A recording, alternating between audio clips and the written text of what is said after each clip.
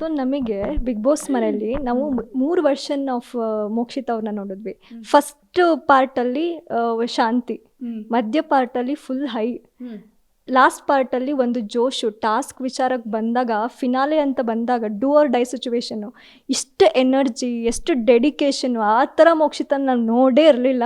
ಇದು ನೀವೇನಾ ಅನ್ನೋಷ್ಟು ಮಟ್ಟಿಗೆ ಹೊರಗಡೆ ನೀವು ಹೆಸರು ಮಾಡಿದ್ರಿ ಆ ಟೈಮಲ್ಲಿ. ಏನು ಅಷ್ಟೊಂದು ಸ್ಪಿರಿಟ್ ಬರೋಕ್ಕೆ ಸುದೀಪ್ ಸರ್ ಮಾತು ಕಾರಣ ಆಯಿತಾ, ಅಥವಾ ನಿಮ್ಗೆ ಅದು ಏನು ಅನ್ನಿಸ್ತಾ ಇತ್ತು ಆ ಟೈಮಲ್ಲಿ ಅಂತ? ತುಂಬ ವೀಕೆಂಡ್ ಅಂತ ಬಂದಾಗ ಅವ್ರು ತುಂಬ ಸಪೋರ್ಟಿವ್ ಆಗಿ ಮಾತಾಡ್ತಾ ಇದ್ರು ಕೂಡ ಸುದೀಪ್ ಸರ್. ಇವಾಗ ಈಗ ನಿಮ್ಮದೇ ಲೈಫ್ ತಗೊಳ್ಳಿ ಶ್ರುತಿಯವರೇ, ಈಗ ನೀವು ನಿಮ್ಮ ಬಾಸ್ ಮುಂದೆ ಸೈಲೆಂಟಾಗಿರಲ್ವಾ? ಹಾಂ, ಆಮೇಲೆ ನಿಮ್ಗೆ ಯಾರಾದರೂ ಏನಾದರೂ ತೊಂದರೆ ಕೊಡ್ತಿದ್ದಾರೆ ಅಂತಂದರೆ ವಾಯ್ಸ್ ರೈಸ್ ಮಾಡ್ತೀರಾ ಮಾಡಲ್ವಾ? ಮಾಡೇ ಮಾಡ್ತೀರಾ. ಆ್ಯಂಡ್ ನಿಮ್ಮದು ಡೂ ಆರ್ ಡೈ ಸಿಚುಯೇಷನ್ ಇದೆ, ಇದನ್ನು ಚಾಲೆಂಜಿಂಗಾಗಿ ತೊಗೊಂಡು ನೀವೇನಾದರೂ ಅಚೀವ್ ಮಾಡಲೇಬೇಕು ಅಂದರೆ ಮಾಡ್ತೀರಾ ಮಾಡಲ್ವಾ? ಅಷ್ಟೆ. ನನಗೂ ಆಗಿದ್ದದೇನೆ.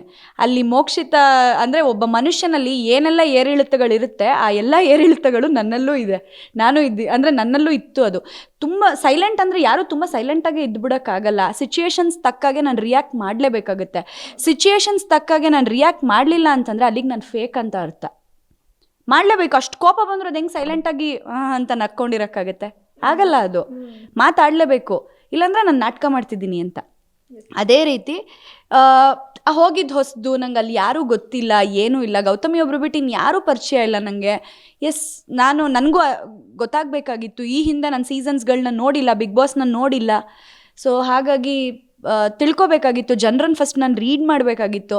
ಅದಾದಮೇಲೆ ನನ್ನ ಬುಡಕ್ಕೆ ಬಂತು ಅಂದಾಗ ನಾನು ಮಾತಾಡಲೇಬೇಕಾಗಿತ್ತು. ಅಲ್ಲಿ ಆವಾಗ ವಾಯ್ಸ್ ರೈಸ್ ಮಾಡಿದೆ.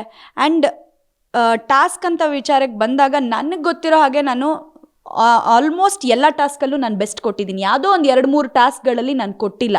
ಆ್ಯಂಡ್ ಕೆಲವೊಂದ್ರಲ್ಲಿ ನಾನು ಏನು ಹೇಳಿ ಅದ್ರ ಪಾರ್ಟ್ ಆಫ್ ಅದಕ್ಕೆ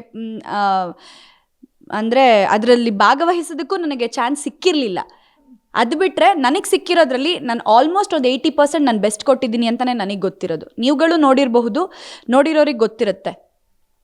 ಬಟ್ 3 ತಿಂಗಳುಗಳಾದಮೇಲೆ ತುಂಬ ಒಂಥರ ಡಿಪ್ರೆಷನ್ ಆಗಿಬಿಟ್ಟಿದ್ದೆ. ಅಂದರೆ ಡಿಪ್ರೆಷನ್ಗೆ ಹೋಗ್ಬಿಟ್ಟಿದ್ದೆ ನಾನು. ಮನೆಯವರಿಲ್ಲ, ಏನಿಲ್ಲ, ಮನೆಯವರಿಲ್ಲ, ಹೊರಗಡೆ ಜಗತ್ತಿಲ್ಲ. ಆ ಒಂದು ಸೆಟ್ ಆಫ್ ಬೌಂಡ್ರೀಸ್ ನಮಗೇನಿತ್ತು ಅಷ್ಟರಲ್ಲೇ ಇದ್ವಿ ನಾವು. ಸೊ ಸ್ವಲ್ಪ ನಾನು ಮೆಂಟಲಿ ಕುಗ್ಗಿದ್ದು ಹೌದು. ಬಟ್ ಮನೆಯವ್ರು ಬಂದ ತಕ್ಷಣ ಅದೊಂಥರ ನನಗೆ ಎನರ್ಜಿ ಜಾಸ್ತಿ ಆಯಿತು.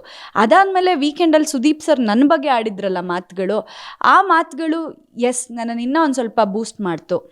ಆವಾಗ ಟಾಸ್ಕ್ಗಳನ್ನ ನಾನು ನೆಕ್ಸ್ಟ್ ಏನು ಪರ್ಫಾರ್ಮ್ ಮಾಡಿದೆ ಅದರಲ್ಲೆಲ್ಲ ನಾನು ಬೆಸ್ಟ್ ಕೊಟ್ಟೆ. ಬಟ್ ಆ ಟಾಸ್ಕ್ಗಳನ್ನ ಪರ್ಫಾರ್ಮ್ ಮಾಡೋದಕ್ಕೆ ನನಗೆ ಚಾನ್ಸ್ ಕೊಟ್ಟಿದ್ದು ಭವ್ಯ.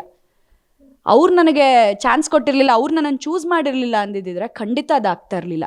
ಅವ್ರು ನನ್ನನ್ನು ಸೆಲೆಕ್ಟ್ ಮಾಡಿದ್ಮೇಲೆ ಅದು ನನಗೂ ನನ್ನನ್ನು ನಾನು ಪ್ರೂವ್ ಮಾಡ್ಕೊಳ್ಳೋದಕ್ಕೆ ಅಂತ ಆಗಿದ್ದು. ಇಲ್ಲ ಅಂದಿದ್ದರೆ ಅದು ಖಂಡಿತ ಸಾಧ್ಯ ಆಗ್ತಿಲ್ಲ.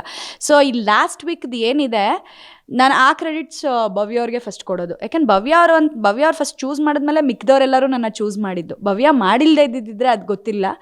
ಬಟ್ ಲಾಸ್ಟ್ ವೀಕ್ದು ಏನು ಕ್ರೆಡಿಟ್ಸ್ ಇದೆ ಅದು ನಾನು ಭವ್ಯಾಗೆ ಕೊಡೋದು. ಸೊ ಈಗ ನಾನು ಕ್ಲಿಯರಾಗಿ ಹೇಳ್ಬಿಟ್ಟಿದ್ದೀನಿ. ಮೋಕ್ಷಿತ ಅಂದರೆ ಸಿಚುಯೇಷನ್ಸಿಗೆ ತಕ್ಕಾಗೆ ರಿಯಾಕ್ಟ್ ಮಾಡ್ತಾರೆ. ಸಿಚುಯೇಷನ್ಸ್ ತಕ್ಕಾಗಿ ರಿಯಾಕ್ಟ್ ಮಾಡದೆ ಕೂತ್ಕೋತು ಅಂತಂದರೆ ಅದು ನಾಟಕ ಅಂತ ಆಗುತ್ತೆ ಅಷ್ಟೆ.